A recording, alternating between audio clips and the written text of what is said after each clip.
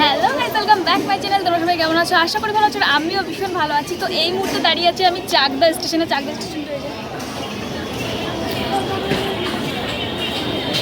তো চাকদা স্টেশনে কেন দাঁড়িয়ে আছি সেটা তো মানে যারা যারা চাকদা এসছো তারা খুব ভালো করে জানো।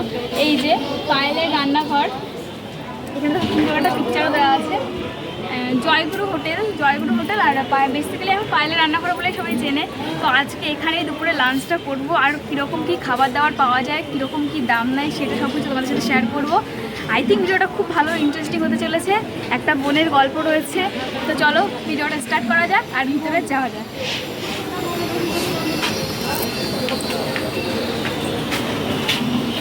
কেমন আছো বলো? খুব ভালো, তুমি ভালো তো? একদম ভালো আছি। দিনকাল কেমন চলছে বলো? গরম যা মারাত্মক, তাও বেঁচে আছি এই অনেক। মানে এই গরমে বেঁচে থাকাটাও একটা মুশকিল, তাই তো? একদমই তাই। তুমি কত কষ্ট করে এসছো বলো তো? থ্যাংক গড কেউ বুঝলো আমারও একটু কষ্ট আছে। যারা যারা বুঝলে তারা অবশ্যই চ্যানেলটাকে সাবস্ক্রাইব করে দিয়ে, তাই তো? একদমই তাই। তো রান্নাবান্না বলতে হলো না, কারণ দিদি অনেক কষ্ট করে এসছে। বনগাঁ থেকে চাকদাই এসছে শুধুমাত্র ভিডিও ক্রিয়েটের জন্য। সত্যি অসাধারণ, তোমাদের এনার্জি আছে। এত এনার্জি পাবো কোথা থেকে বলো তো? ওই যে খাবারের স্বাদে চলে আসি। তাই খাবারের রিভিউ না দিলে তো মানুষ জানতে পারবে না যেরকম দোকান আছে, তাই না? সে তো বটে। এসো বসো। তো রান্নাবান্না সব কমপ্লিট কি? হ্যাঁ, আমাদের তো এখানে এখন রান্না করতে দেয় না, আমরা স্টেশনে তো এখন বাড়ি থেকে রান্না করে আনি। ও মানে অ্যালাউ করছে না এখন আর স্টেশনের রান্নাটা? এখন অ্যালাউ করছে না, বিগত 1.5 মাস হলো বন্ধ করে। আচ্ছা আচ্ছা, মানে বাড়ি থেকে রান্নাবান্নার বাড়ি কোথায়? চাকদাতেই? না, আমার বাড়ি শিমুরালি। শিমুরালি থেকে রান্নাবান্না করে এখানটা আনা হয়? না না, তো কিসে আসা হয়? অনেকটা দূর তো শিমুরালি এখান থেকে। আমাদের গাড়ি বুক করা আছে ওখান থেকে। আচ্ছা আচ্ছা, তো রান্নাবান্না কি তুমি কিছু পারো নাকি? রান্নার সাথে যুক্ত তো কম বেশি পারি, কারণ খুব যখন মার পারে না রান্না করতে বা মা যখন বিসি থাকে আমাকে করতে হয়। আমি মানে মেনলি রান্নাটা কাকিমাই করে, তাই তো? হ্যাঁ, মেনলি রান্নাটা কাকিমা করে, কিন্তু মাঝে মাঝে আমিও করি। আর দেওয়া টেওয়া সব তোমার দায়িত্ব, তাই তো? মানে বেসিক্যালি দোকানটা তোমারই, তুমিই পুরো একাই চালাও, তাই তো? নিজের হাতে। সত্যি বলতে কষ্ট হয়, কিন্তু ঠিক আছে। আর আমাদের তো কাজের লোক নেই, জানোই কম বেশি। যারা দর্শকরা আমায় চেনেন তারা হয়তো জানেন যে পায়েলের রান্নাঘর রিসেন্টলি তৈরি, মানে 1 বছর প্রায় হতে চললো। তো এখনও তেমনভাবে গুছিয়ে উঠতে পারিনি, কিন্তু যারা আমাকে দেখছেন তারা যদি আসেন অবশ্যই আমি গুছিয়ে উঠতে পারবো। গল্পর শুরুটা একটু শর্টকাটে বলা যাবে? শুরুটা কিভাবে হয়েছিল? আচ্ছা দাঁড়ো, আমার একজন কাস্টমার আমার জন্য ওয়েট করছে। আগে প্রফেশন, তারপর একদম একদম। মানে কম্পিটিশনটা বেশি বলে কি দামটা কমানো, তাই? হ্যাঁ, কেন আরেকটা জিনিস হচ্ছে, আমাদের চাকদা বাজার পুরোপুরি একদম পুরো যারা নর্মাল আমরা মধ্যবিত্ত রয়েছে, পুরো চাকদা সবাই মধ্যবিত্ত। এক্সপেন্সিভ জিনিস রাখায় যে হয়তো একটু চিকেনের পিসটা বড় করে একটু দামটা বাড়িয়ে, কিন্তু খুব মুশকিল। মানে বিগত দিনগুলোতে এমন হয়েছে যে নর্মাল দাম রেখে আমি ইয়ে করতে পারছি না। তাও কত গ্রামের আছে এগুলো? 35 থেকে 40-র মধ্যে।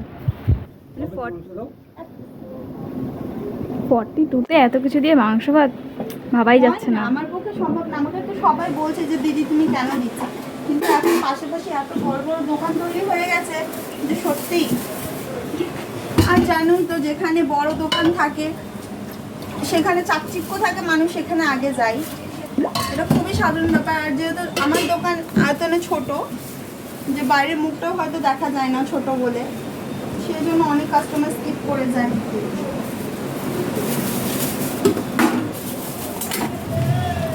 কিসের সবজি এটা? এটা সয়াবিন দিয়ে আলু তরকারি। সবজি কি চেঞ্জ হয় প্রতিদিন? হ্যাঁ। তুমি তো এতগুলো প্যাকেট দিয়ে দিলে, তারপর নাকি 42 টাকা দাম। বললাম যে পোষায় না, কিন্তু এখন নিতান্তই মানে লাভের অংশ পুরোটাই কম, তাই তো? পুরোটাই নেই বললেই চলে।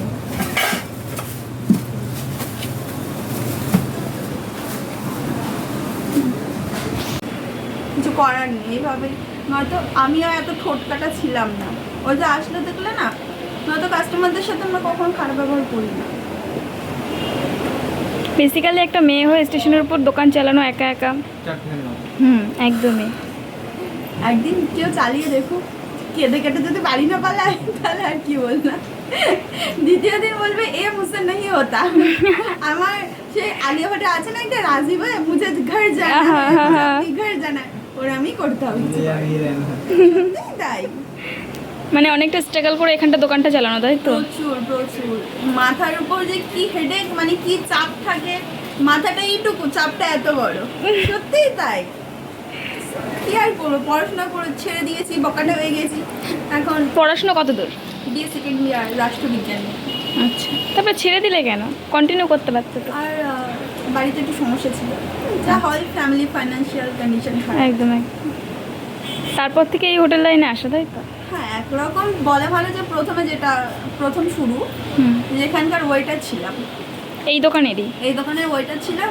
সার্ভিংয়ের কাজগুলো আমি করতাম, ভাত দেওয়া থেকে নেওয়া সব সেটা আমি করতাম। তারপর সাডেনলি আমাদের যিনি আমার কাজিন ছিলেন, কাজিন মানে যার হাত ধরে আমি কাজটা করেছিলাম,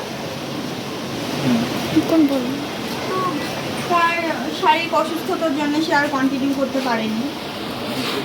তারপর থেকে পায়েলের রান্নাঘরে তৈরি। বেসিক্যালি মাথায় কি করে আসলো যেরকমটা সবজি ভাতের হোটেলে দেবে, অন্য কিছুতেই দিতে পারতে? না, সত্যি বলতে আমি না, কখন আমরা যারা মিডল ক্লাস ঘরে নেই, আমি কখনো ভাবিনি যে নিজে থেকে কোনো বিজনেস তৈরি করতে পারবো বা করা যেতে পারে। আমরা ভীষণই মিডল ক্লাস। আমরা আমার বাড়ি থেকে এসেছি, আমাদের বাড়ির পাশে মাঠ রয়েছে, আমি পুরো গ্রামের মেয়ে, কিন্তু সেখান থেকে তো বোঝোই যে মেয়ে হয়ে কিছু করবো, এটা হয়তো গল্পেই ভাল লাগে। হ্যাঁ সত্যি, কিন্তু বাস্তবে সেটা অনেক কঠিন। বাস্তবে তো খুবই কঠিন, কত চোখের জল, কত কষ্ট। আর বলতে গেলে আমি ভাগ্য করে পেয়েছি, ভাগ্য ব্যতীত কিচ্ছু না। কারণ চাকদার মতো স্টেশনে 100টা ছেলেকে টেক্কা দিয়ে দাঁড়িয়ে থাকা, 2 মাস হোক বা 2 বছর টিকে থাকা যে কত বড় লড়াই সত্যি। আর নেহাতে আমি 21 বছর, আর নিজের হাতে করে বাজার দোকান করা, সত্যি বলতে আমার মাথার উপর কোনো পুরুষ মানুষ নেই যে আমাকে সঠিক নির্দেশক দেবে যে এটা করলে ভালো হবে, এটা করো, এটা ভালো হবে, এরকম বলার কেউ ছিল না। মানে বাড়িতে কি তুমিই বড় সন্তান? না না না, আমার দিদি আছে, দাদা আছে, আমার ফ্যামিলি এই প্রফেশন একদমই নাই। আমাদের বংশে কেউ নেই, আমাদের বংশে সবাই কেউ রাজমিস্ত্রির কাজ করে, কেউ জোগাড়ের কাজ করে, এইসব। হ্যাঁ বস, আচ্ছা দাঁড়ান, একজন কাস্টমার এসে, আমি একটু সার্ভিস করে দিই। একদম। এখানে রয়েছে মিনিকেট চালের ভাত, বুঝছো? আলু ভাজা। শেষের দিকে নাকি? না, কম করেই করি। ওই যে বললাম না, এখানে কম্পিটিশনের বাজার, আশেপাশে অনেক দোকান রয়েছে। এটা সয়াবিনের তরকারি, আর এটা chicken, 1 piece chicken 15। 1 piece chicken 15 টাকা। আর এখানে রয়েছে মাছ, 1 পিস মাছ 15 টাকা। কি মাছ আছে? বাটা মাছ। এই মাছের থালি খেতে গেলে কত টাকা? 42 টাকা। আমরা দামটা এমন করেছি যাতে মধ্যবিত্তরা সবাই আমরা খেতে পারি, কারণ খুব একটা এক্সপেন্সিভ নেই। আর এখানে রয়েছে মুসুর ডাল।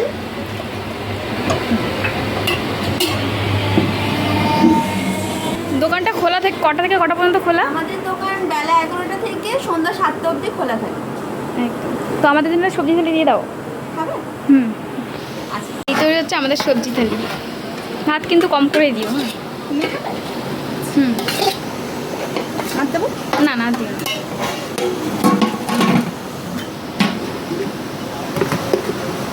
এবার গেল আলু ভাজা, সয়াবিন আলুর তরকারি,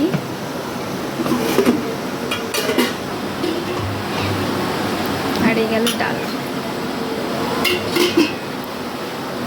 মাত্র 27 টাকা, তাই তো? হ্যাঁ, ভাতটা কম দিয়েছি কারণ দিদি বলেছে যে দিদি আমাকে অল্প করে ভাত দেবে। হ্যাঁ, নয়তো ভাতের কোয়ান্টিটি এর থেকে একটু বেশি খায়। ভাত নষ্ট করে তো কোনো লাভ নেই না। একদমই তাই।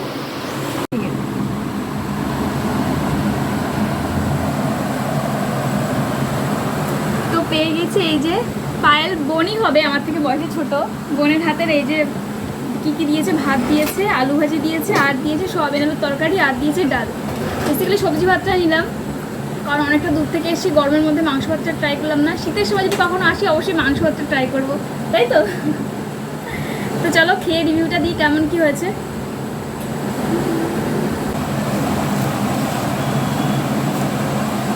এই হলো ডাল,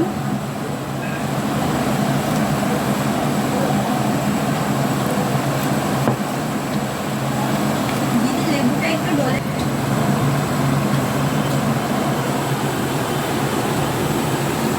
Hola. 32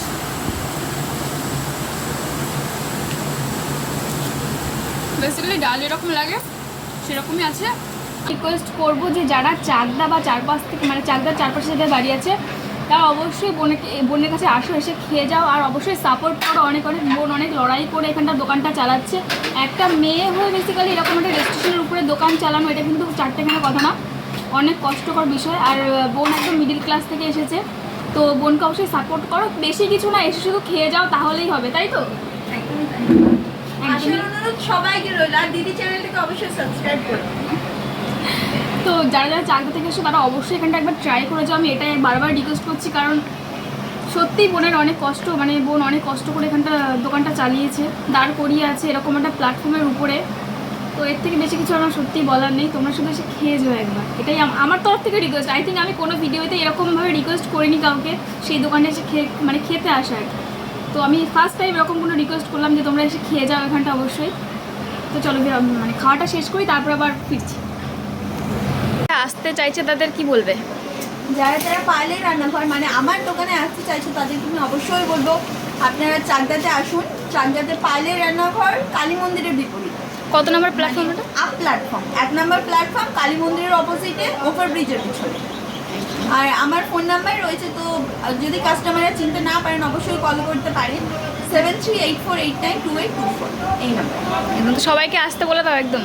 একদমই তাই, সবাই অবশ্যই এসো, এসে একবার খাবারটা টেস্ট করে যাক, তাই তো? টেস্ট করে যাও, তারপর ওপিনিয়ন দিয়ে যাও যে যদি খারাপ হয়েছে। না না, ভালো হলে তো ভালোও বলবে না। একদমই তাই, সেটা ভালো মন্দ বিচার করতে গেলে অবশ্যই তোমাদেরকে আসতে হবে। আর একদম। চ্যানেলটাকে সাবস্ক্রাইব করতে ভুলো না। একদম।